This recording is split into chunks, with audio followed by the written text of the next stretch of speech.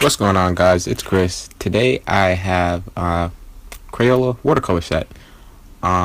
This set was actually $4. It's extremely cheap. I got it a few years ago. I only used it probably 4 or 5 times. But I just wanted to go ahead and show you guys that even with a cheap watercolor set, you can make some, pretty decent art. So I already have my picture sketched out. Let's go ahead and see what these bad boys can do.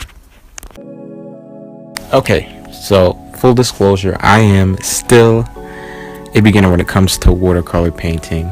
I've used this probably 4 or 5 times, but watercoloring journal I've used probably 4 or 5 times recently in the past year.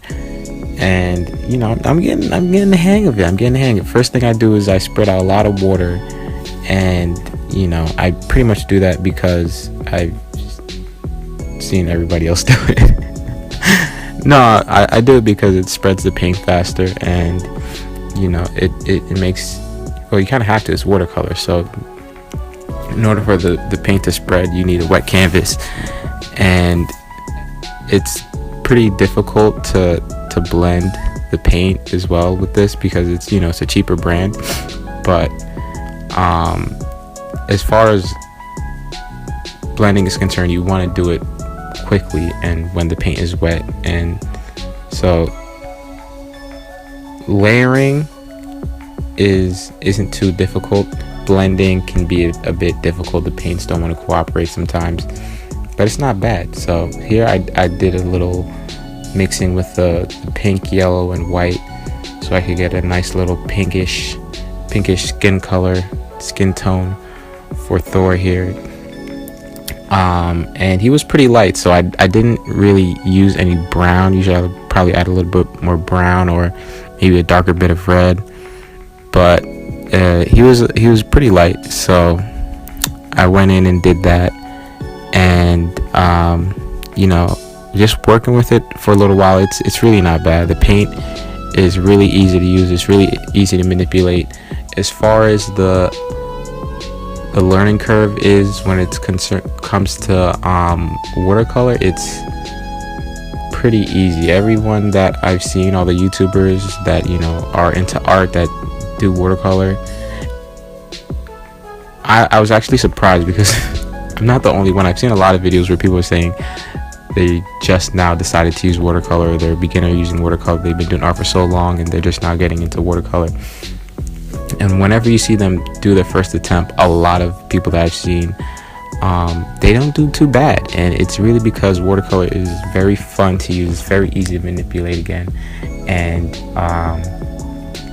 the colors are easy to mix. It's just a really easy to learn type of making art, and I myself had a lot of fun doing this.